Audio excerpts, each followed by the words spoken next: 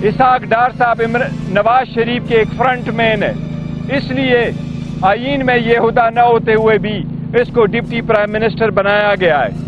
ऐसा कोई हुदा आईन में नहीं है। पहले अगर किसी ने गलत किया तो इसका मतलब ये नहीं है गलती को दोहराया जाए। ये सिर्फ अपने फ्रंट मैन को इस पोजीशन पे रखने के लिए दिया गया है ताकि ऊपर से ऑर्डर नवाज शरीफ के हो और चलाता कोई और है।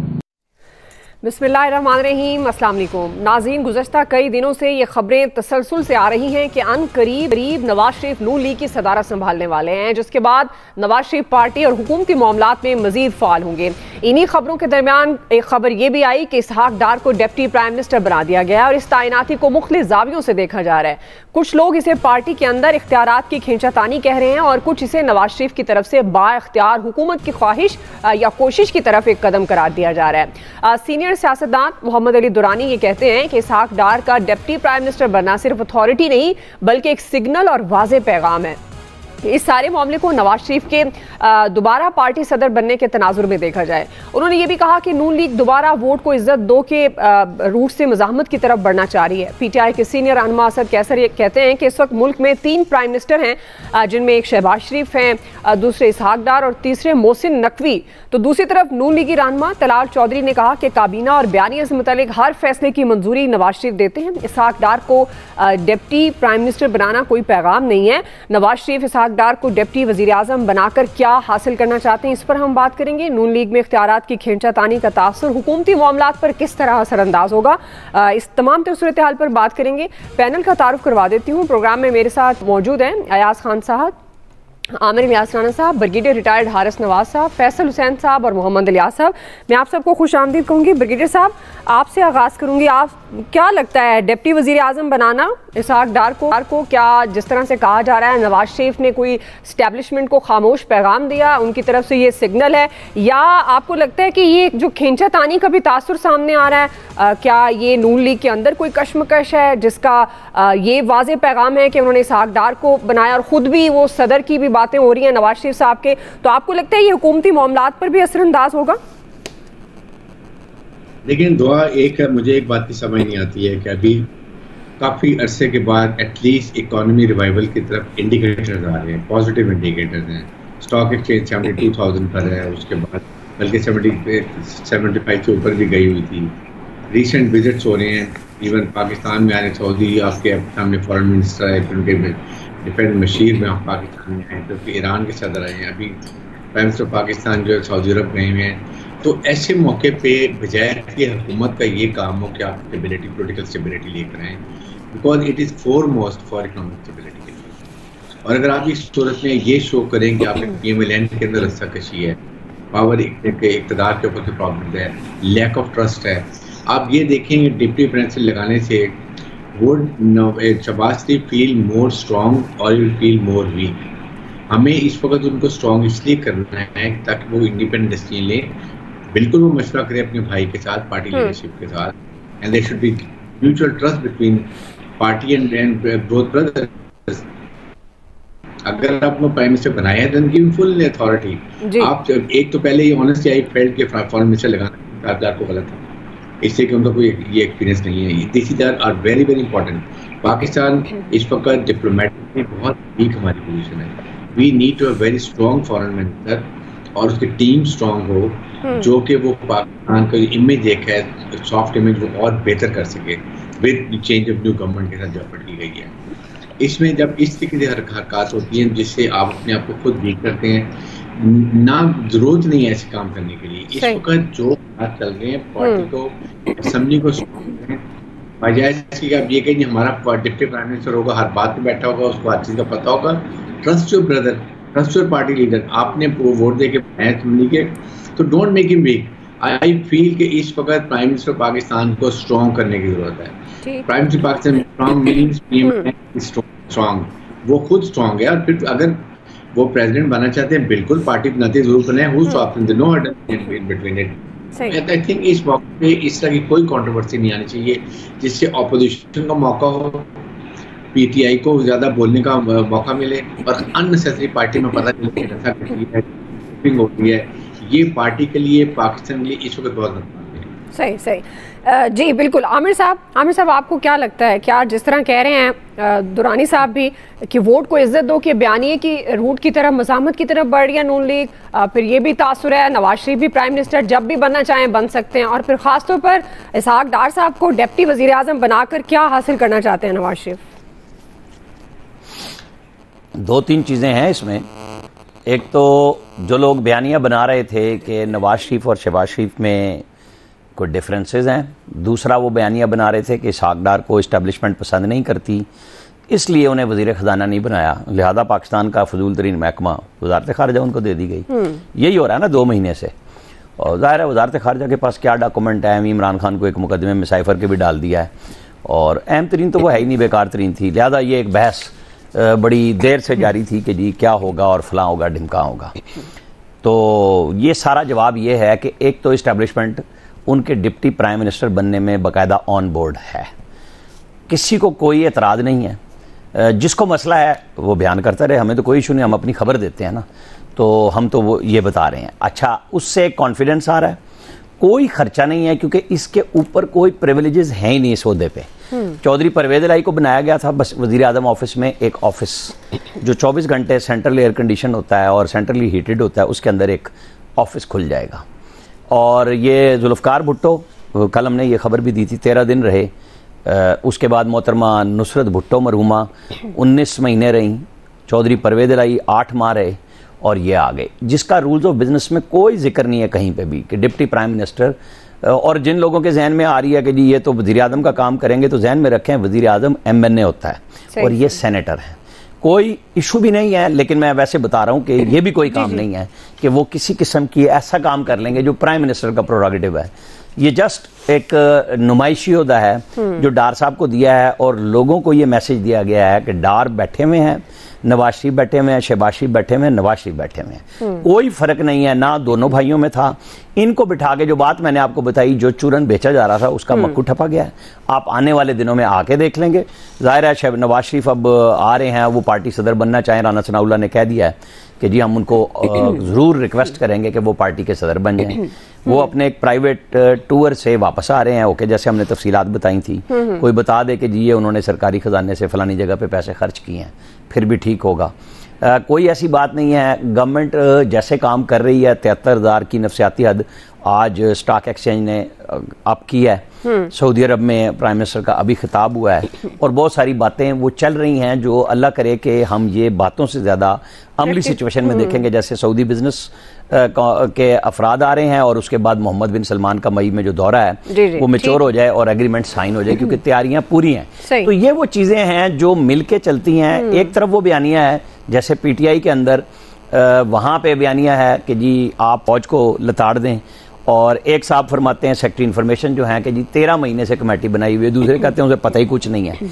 ये सियासत का चलन है कि वहाँ पे क्या हो रहा है और क्या नहीं हो रहा। लेकिन इशू यही है कि नवाज शरीफ की फेडरल गवर्नमेंट है, नवाज शरीफ की पंजाब गवर्नमेंट है, दोनों वजीर आजम और वजीर आला उनके नामजद करना है। इसके अंदर से जिसने जो चूरन निकालना है निकालना है। जी आया साहब, देखिए मुझे 2 बातें एक जैसी जो की ब्रिगेड साहब ने भी और राना साहब ने, उससे तो मुझे बड़ा हौसला हुआ है, बड़ी तकवीयत मिली कि मईशत ऑन ट्रैक है और चीज़ें बेहतर हो रही हैं और लोग आ रहे हैं जा रहे हैं, और सरमायाकारी भी, और पता नहीं क्या क्या कुछ होने वाला है। और शहबाज शरीफ साहब का खिताब कमाल, अल्लाह का बड़ा करम हो गया इस कौम पे, ये तो मेरे लिए बड़ी हौसला अफजा है। राना साहब की मैं खबर को भी चैलेंज नहीं कर सकता। वो जो कह रहे हैं कि इस्टेब्लिशमेंट ऑन बोर्ड है, ऑन बोर्ड होगी, बिल्कुल होगी, लेकिन वज़ीर ख़जाना तो इस्टेब्लिशमेंट ने ही नहीं बनने दिया था, इसमें कोई शुबे वाली बात ही नहीं। वो तो तय था उनके आने से पहले भी कि वो वज़ीर ख़जाना नहीं बनेंगे। जिस तरह मैं अर्ज़ करता था, आप मेरी बात नहीं मानती थी कि नवाज शरीफ प्राइम मिनिस्टर नहीं बनेंगे,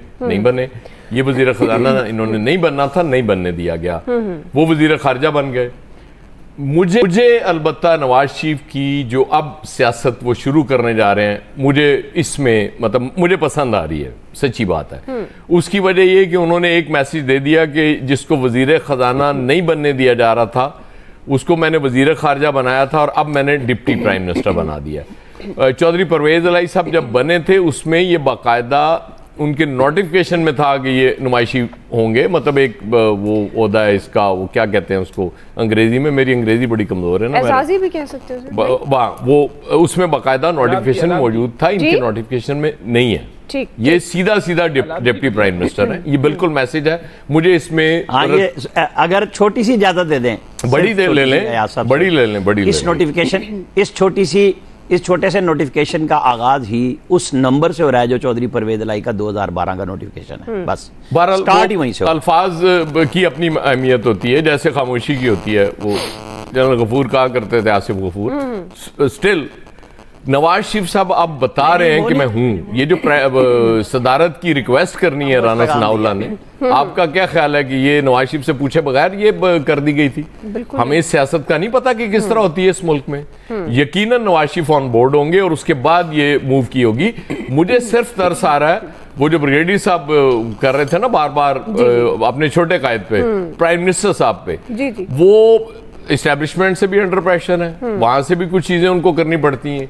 वो भाईजान के भी उस पे भी अंडर प्रेशर है, वहां भी वो जो कहा जाता है उनको मानना पड़ता है। मुझे नहीं पता कि वो इसके लिए बहुत खुशदिली से उन्होंने ये फैसला किया होगा। मे बी भाईजान का कोई प्रेशर हो कि भाई करो, कर दियो। मेरे पास इंफॉर्मेशन चूंकि नहीं है, इसलिए मैं इस पे वो कमेंट उस तरह से नहीं कर सकता। अब ये सारी चीजें और उसके बाद फिर ज़ाहिर इत्तेहादी भी हैं, जो अगरचे सबसे बड़ा इत्तेहादी तो पीपल्स पार्टी है ना, जो अगरचे वजारतें लिए बगैर, आपने देखा नहीं था वो इरसा की एक तकर्री जो की थी प्राइम मिनिस्टर साहब ने, वो पीपल्स पार्टी ने फौरी वापस करा दी। तो इतने मुश्किल हालात में शहबाज शरीफ साहब परफॉर्म कर रहे हैं और इसके बावजूद मैं देख रहा हूं कि उनके चेहरे पे मुस्कुराहट भी नजर आ रही है मुझे, विच इज वेरी इनकरेजिंग। इसका मतलब है वो प्रेशर नहीं ले रहे, वो कहते हैं ठीक है प्रेशर जितना आए कोई इशू नहीं, वो बड़े अच्छे तरीके से खेल रहे हैं, तो अच्छी बात है। वो उनको इसी तरह से कॉन्फिडेंस से खेलना चाहिए, लेकिन प्रेशर उन पे बहुत है, सच्ची बात है।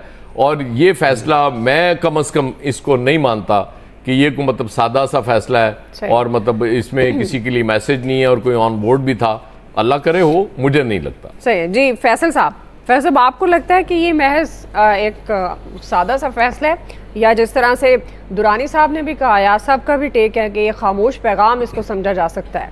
आपके ख्याल में क्या हासिल करना चाहते हैं फिर नवाज शरीफ साहब? और ये जिस तरह की अगर ये वाकई खींचातानी का तासुर है जो सामने खबरें आ रही हैं, तो ये फिर हुकूमती मामलात भी आपको लगता है डिस्टर्ब हो सकते हैं?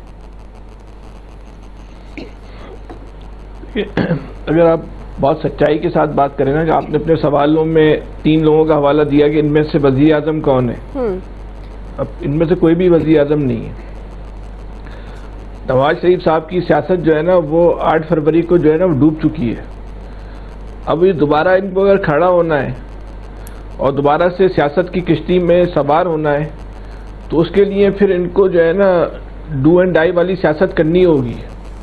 जिस तरह इस वक्त ये सियासत कर रहे हैं, या ये कर रहे हैं, या शहबाज शरीफ साहब कर रहे हैं, या नून लीग कर रही है, सियासत तो नवाज शरीफ की सियासत को नहीं बचा सकती। ये बिल्कुल तयशुदा बात है, इस पर कोई डिबेट नहीं है। लेकिन नून लीग का जो मसला है ना, ये इसकी निगाहें अपने खानदान से बाहर जा ही नहीं रही।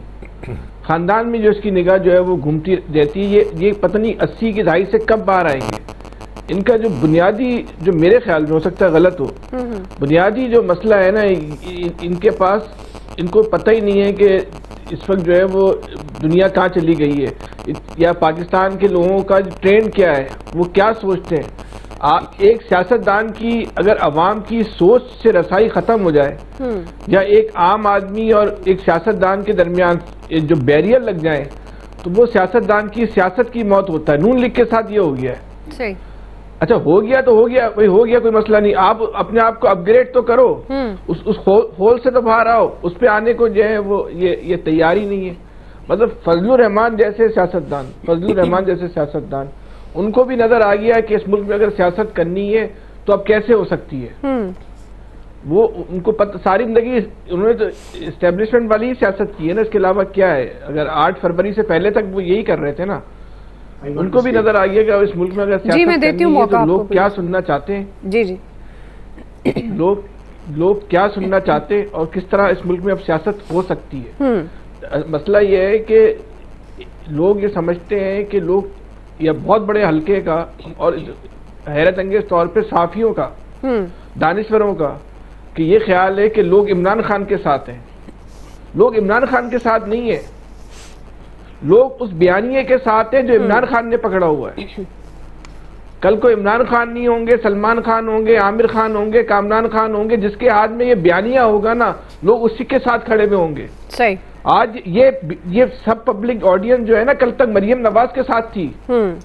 मरियम नवाज ने एक बहुत बड़ी अपने लिए ऑडियंस बना ली थी, बहुत बड़ी, जिन्होंने वोट को इज्जत दो का जो था, वो जो कई अशरों से जो लोग नून लीग के मुखालिफ थे, वो मरियम नवाज साहिबा के और नवाज शरीफ का जो बयानिया था उसके साथ खड़े हो गए थे। जब उन्होंने बयानिया छोड़ा, उसी दिन जो लोग खड़े हुए तो उन्होंने उनसे किनारा कशी कर ली। जिसने वो बयानिया उठा लिया, लोग उसके साथ जुड़ गए। सही। आज इमरान खान के पास जो बयानिया है, लोग इमरान खान के साथ जुड़े हुए। जिस दिन इमरान खान ये बयानिया छोड़ेंगे, मसला उस बयानिया का है।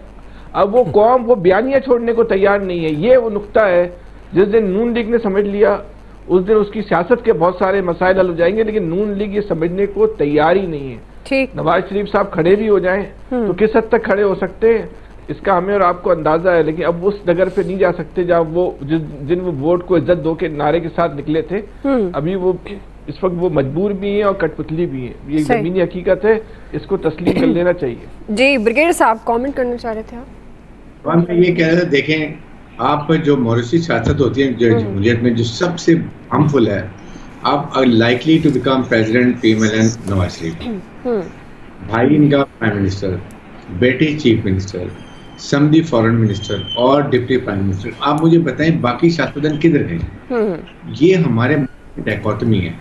उसके बाद अगर आपने लगाना ही था तब इतना शौक है कि लोग डिप्टी प्राइम मिनिस्टर लगाने, तो उनको फॉरेन मिनिस्टर से फारिग करें, लाइन किसी और को दें। सही, बिल्कुल। मेंबर को foreign is the full time job. It is the most important ministry at this power apart ये आपके जो फॉर फाइनेंस मिनिस्टर के। तो ये जब दोनों का कोऑर्डिनेशन बहुत जरूरी है।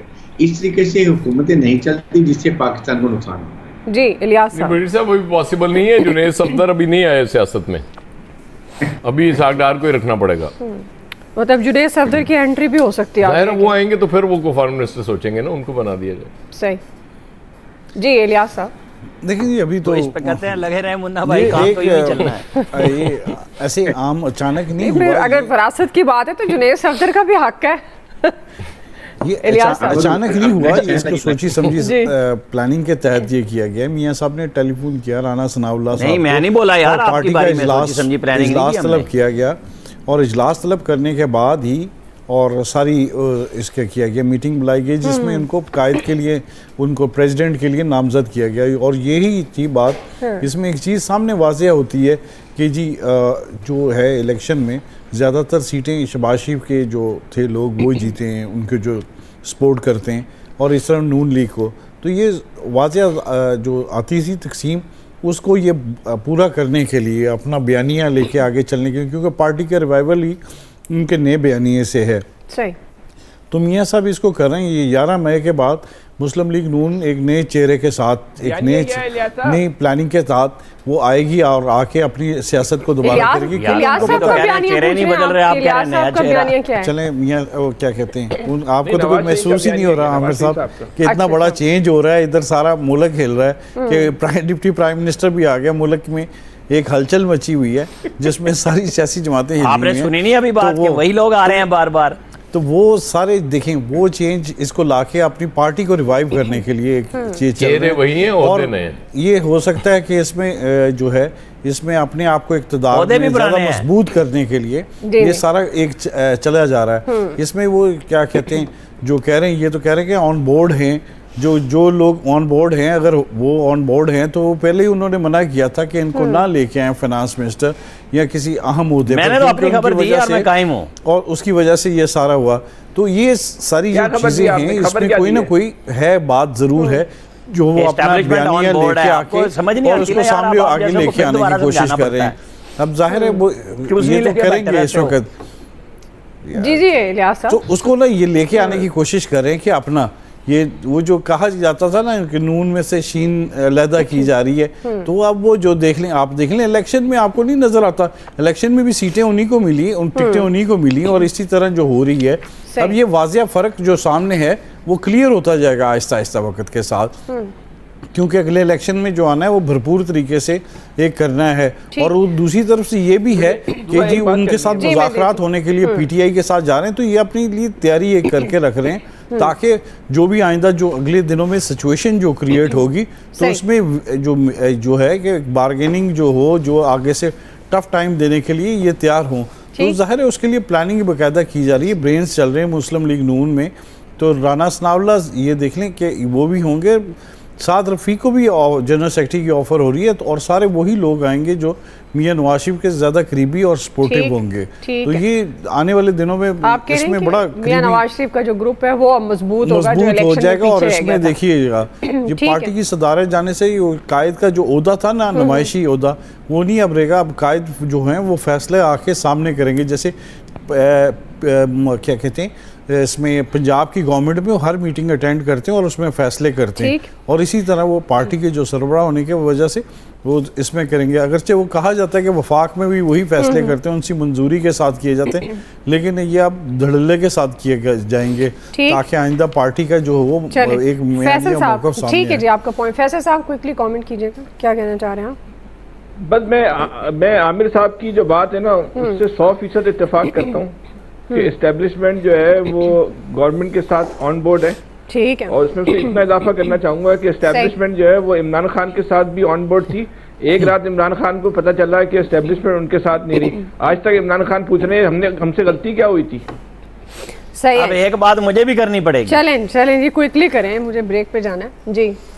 मैंने ये नहीं कहा कि हुकूमत और एस्टेब्लिशमेंट ऑन बोर्ड है, मैंने लफ्ज यूज किया इसहाक डार की अपॉइंटमेंट। हुकूमत तो हमेशा फौज एस्टेब्लिशमेंट एक ही होते हैं। अरे भाई मैंने जो बात कही है वही कहो, ये चूरन सियासतदानों करो। मैंने कहा है कि डिप्टी प्राइम मिनिस्टर बनने पे इसहाक डार के एस्टेब्लिशमेंट ऑन बोर्ड है। अगर एस्टेब्लिशमेंट ऑन बोर्ड होती तो ब्रिगेडियर साहब ने बात करनी सी। मैं बिल्कुल मतलब ब्रिगेडियर साहब पीछे नहीं आ रही। ब्रिगेडियर साहब वो बात करते हैं कि मुल्क के साथ होना चाहिए। बिल्कुल ब्रिगेडियर साहब आपकी बहुत वैल्यू हमारे प्रोग्राम में। ब्रिगेडियर साहब जेडे काम दिखा के आए सन सिंध सारे फर्क हो गए। बहरहाल हमारे प्रोग्राम में इनकी बहुत वैल्यू। हमारे से आप सिर्फ खबर का नुक्ता नजर समझेंगे। हम खबर देते हैं, ठीक हो गया, और डंके की चोट पे देते हैं। ठीक है, हम इधर आगे ललियां नहीं मारते। चलें जी, ब्रेक। नाज़रीन वापस आ रहे हैं। दूसरा बड़ा सवाल, असम्बलियों में फाल किरदार या इस्तीफे और एहतजाजी तहरीक, पाकिस्तान तहरीक इंसाफ के लिए इनमें से बेहतर ऑप्शन क्या है? इस पर हम बात करते हैं ब्रेक के बाद। और अगर वो डील होगी तो वो किसके जरिए होगी? क्योंकि वो तो कहते हैं हमने आर्मी चीफ से बात करनी है, तो हम ये तो जो कर रहे हैं उनसे पूछें। अगर इमरान खान साहब इजाजत देंगे तो फिर मुज़ाकरात होंगे। मुज़ाकरात जब भी होंगे आइन के अंदर होंगे, जमहूरी फोर्सेस के साथ होंगे। जहाँ तक एस्टेब्लिशमेंट का ताल्लुक है वो हमारी इस मुल्की मामलात का एक लाजमी हिस्सा जरूर रहा है। अगर कोई मिसअंडरस्टैंडिंग है उसको दूर करने के लिए बात हो सकती है, लेकिन मुज़ाकरात सियासी जमातों के बीच में होने चाहिए। खान साहब बारहा कह चुके हैं पाकिस्तान भी हमारा है, मुल्क भी हमारा है, फौज भी हमारी है, और वही पीटीआई की पॉलिसी। नाज़रीन ये कोई ढकी छुपी बात नहीं। पीटीआई ने एंटी स्टैब्लिशमेंट बयानिया बनाया और इस बयानिए के जरिए अवामी राय आमा हमार हुई और इंतखाबात में उन्होंने भरपूर इसका फ़ायदा भी उठाया। लेकिन अब पीटीआई की ख्वाहिश है कि स्टैब्लिशमेंट से मुज़ाकरात किए जाएँ। शहरियार आफरीदी ये वाज़ेह अंदाज में कह रहे हैं कि वो आर्मी चीफ और डीजी ISI से बात करेंगे। और इसके बाद पार्टी तर्जुमान रऊफ हसन ने भी मुज़ाकरात की ख्वाहिश का इजहार किया। चेयरमैन पीटीआई बैरिस्टर गौहर भी कहते हैं कि बानी पीटीआई ने मुज़ाकरात के लिए कुछ लोगों का नाम लिया है, लेकिन फिल वक्त कोई मुज़ाकरात नहीं हो रहे। अब जहाँ एक तरफ पीटीआई की जानिब से मुफाहमाना बयानिया अपनाने का इंदिया है, तो दूसरी तरफ ये लगता है कि JUI के सरबराह मौलाना फजलुर रहमान ने मुज़ाहमत करने का फैसला किया है। कौमी असम्बली में बड़ा सख्त लहजा उन्होंने इख्तियार किया। पार्लिमान अवाम की नुमाइंदा या किसी और की ताकत, ये सवाल उठाया। अब उन्होंने ये भी कहा कि इस सवाल से ना निकले तो मजीद धंसते चले जाएंगे। हमने जमहूरियत बेची, अपने हाथ से अपने आका बनाए, अपनी मर्जी से कानून साजी नहीं कर सकते। नाज़रीन इस तमाम तर मामले पर हम बात करेंगे कि क्या मुज़ाहमती बयानिए की कमान अब मौलाना संभालने वाले, और पीटीआई अपने बयानिए से यू टर्न ले तो उसको क्या सियासी तौर पर फ़ायदा होगा या नुकसान? आमिर साहब आपसे आगाज़, आप सबसे गुजारिश है वक्त का ख्याल रखिएगा। आमिर साहब आपके ख्याल में पीटीआई के लिए बेहतर ऑप्शन क्या है? क्या आपको लगता है इस्तीफे की सियासत हो सकती है, एहतजाजी तहरीक उनको फ़ायदा पहुँचा सकती है, और मुज़ाकरात की भी बात है तो उससे जो अगर यू टर्न लेते हैं अपने बयानिए से तो क्या सियासी तौर पर फ़ायदा होगा या नुकसान? देखिए पीटीआई जो चाहे कर सकती है, और उन्होंने इसीलिए मौलाना फजलुर रहमान के पास जाने में ज़रा सी देर नहीं लगाई कि उसमें हमें फ़ायदा हो सकता है। और मौलाना फजलुर रहमान ज़ाहिर है वो जिस ग्रेटर गेम की बात कर रहे हैं उसमें उनको लीडर होना है तो इसी शोला बयानी से होना है कि गुफ्तार के वो गाजी हैं और उन्हें गुफ्तगू करने का फ़न भी आता है, धमकी देनी भी आती है, और उनके साथ ज़ाहिर है कि जब वो कोई अपना जलसा जुलूस करते हैं तो लोग भी होते हैं। अब दूसरी तरफ खान साहब हैं जो पब्लिक अकाउंट्स कमेटी पे ही अपनी पार्टी के साथ खेल रहे हैं। आज भी जब इमरान असगर ने उनसे पूछा तो उन्होंने कहा मैं कल परसों फैसला करूंगा, और साथ ही बताया कि जो बातचीत की कमेटी है यानी इस्टेब्लिशमेंट के साथ वो उमर अयूब, शिबली फराज और अली अमीन गंडापुर हैं। अब पार्टी के अंदर एक बहस शुरू हो गई है कि जी ये 3 KP से हैं, शेर अफजल मरवत, फिर असद कैसर और बैरिस्टर गौर जो पार्टी के चेयरमैन हैं ये भी KP से हैं, कि ABC भी वही हैं, DEF भी वही हैं, और GHQ में किसको जाना है वहाँ के लिए साहबजादा हामिद रजा मौजूद हैं कि जी वो कह रहे हैं अब आप रिजाइन करते हैं, यानी जो इन्होंने पार्टी पार्लिमानी बनाई है उसके हेड कहते हैं असेंबली में ही ना रहे। अब क्या करेंगे आप? मतलब यही है ना, खान साहब खेल वहीं से रहे हैं कि हर बंदे को उसकी मर्जी का बयान दे देते हैं कि जाके तुम भी करो तुम भी करो, और सारी मीडिया से गुफ्तगू हो गई और बाहर आके बैरिस्टर गौर फरमाते हैं मीडिया को जाने नहीं दिया। अब वो मीडिया कौन सा है हमें नहीं पता, क्योंकि रिपोर्टर्स तो जो कोर्ट को कवर कर रहे हैं वो तो रोजाना की बुनियाद पे ही जा रहे हैं, और जो लिमिटेशंस कोर्ट ने मुकर्रर की हैं उस पर भी खड़े रहेंगे हम, जाहिर है या हाई कोर्ट उसको खत्म कर दे ऑर्डर को, जज के कि जी आप क्या रिपोर्ट कर सकते हैं और क्या नहीं कर सकते। बहरहाल PTI का जो बयानिया है वो अभी तक उनके अपने लीडरशिप को भी समझ नहीं आ रही कि उन्हें करना क्या है। खान साहब घुमा रहे हैं, चला भी रहे हैं, और उनको ये समझ आ रही है कि मुझे इसी तरह रखना है ताकि लोग मुतज़ब्ज़ब भी रहें, कश्मकश का आपस में भी शिकार रहें, और कोई लीडर बनने की कोशिश ना करें।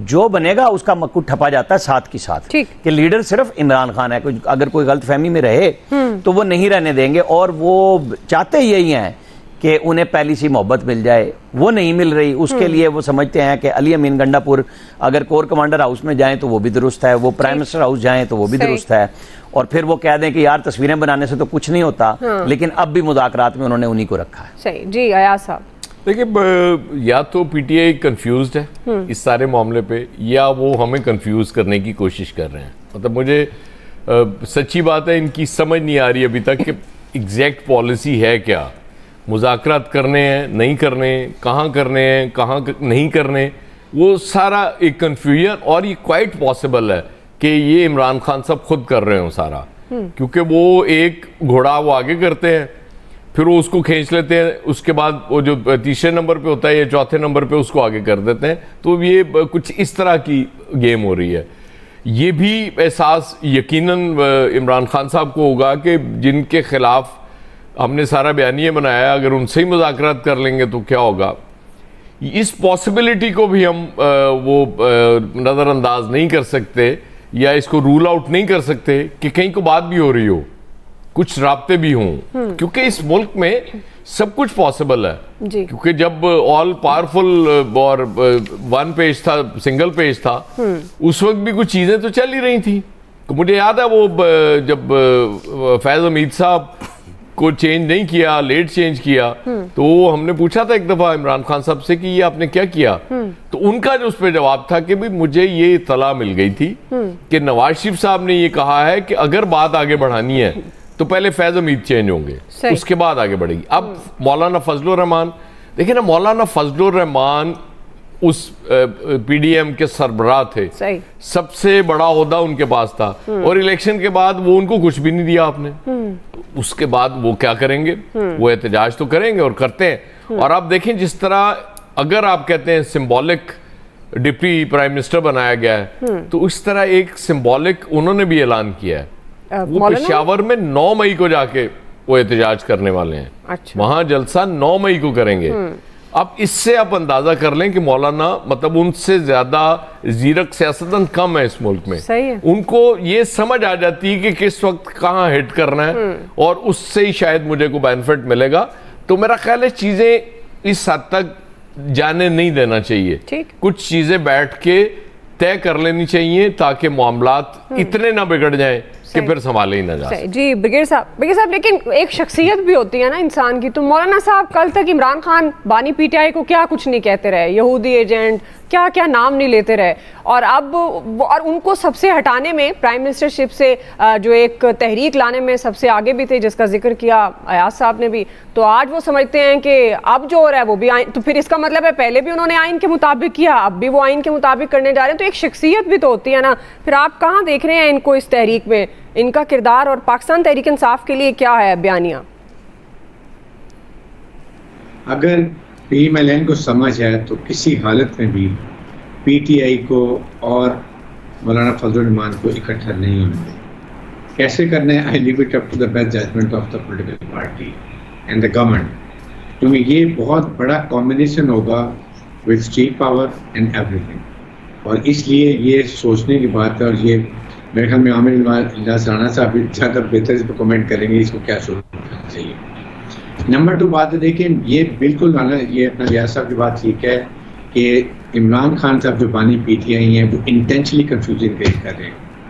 वो चाहते हैं एक स्टेटमेंट किसी दिलवाते हैं, उसका रिएक्शन देखते हैं, उसको चेंज करवा देंगे दूसरे ग्रुप के साथ। तो ये it is going to detrimental to the party. ये सेकेंड, इसके ऊपर ये देखने की बात है कि आपने असेंबली से रिजाइन करके अपनी पार्टी का हाल देख लिया, आपने जो आपने ये PDM की गवर्नमेंट में आपने किया, रिजाइन दिया, और आपने क्या पार्टी को नुकसान पहुंचाया जो कि इर्रिपरेबल लॉस था। इसी तरीके से अगर हम ऐसी हरकत करते हैं तो ये तो बहुत बड़ी ही जमहूरियत खिलाफ के ऊपर एक बहुत बड़ा अटैक होगा। इनको चाहिए कि पार्टी असेंबली को और स्ट्रॉन्ग करें, वहाँ पर जाके बात करें लॉजिकल तरीके से, और पार्टी अपोजिशन का रोल अदा करें। मैं तो यहाँ तक कहूँगा कि अगर बानी PTI को कोर्ट्स रिलीफ दे देते हैं तो ये दोबारा इलेक्शन लड़े, बाई इलेक्शन असेंबली में आए और वहाँ अपनी आवाज़ उठाएं। I think that will be much better for it. सही है नाज़रीन, ब्रेक से वापस आएंगे। यही सवाल फैसल साहब, इलियास साहब का टेक लेते हैं, हमारे साथ रहिए। वेलकम बैक नाज़रीन। फैसल साहब, आपके ख्याल में PTI के पास बेहतर ऑप्शन क्या है? एहतजाजी सियासत या इस्तीफ़ों की भी बात गश्त है, मुफाहमत की भी बातचीत हो रही है, तो क्या चीज़ उसको फ़ायदा दे सकती है बतौर सियासी जमात? जी फैसल साहब, तो अभी ऑप्शन की PTI की ज़रूरत नहीं है ना। अभी तो सारी हवाएं जो है उसके लिए मुवाफिक हैं, जमाए वो इक़्तिदार में नहीं है, उसके लिए तो इस ऑप्शन की क्या ज़रूरत है? डील नहीं, अगर यही हुकूमत की सूरत हाल रही तो कल तो डील हो ही जानी है, इसमें तो कोई बहस नहीं है। मुझे एक बात बताना, इस मौजूदा हुकूमत की माशी सूरत हाल को बेहतर करने की कोई पॉलिसी आ रही है? पॉलिसी क्या आ रही है? सोलर पे आपने टैक्स लगा दो। मतलब ये हुकूमत जो है वो अपने लिए ढूंढ के ना मुखालफतें तलाश कर रही है। इस हुकूमत के बाद इसके अलावा क्या चीज़ है कि स्टॉक मार्केट जो है वो नफसियाती हद को जो है क्रॉस कर गई।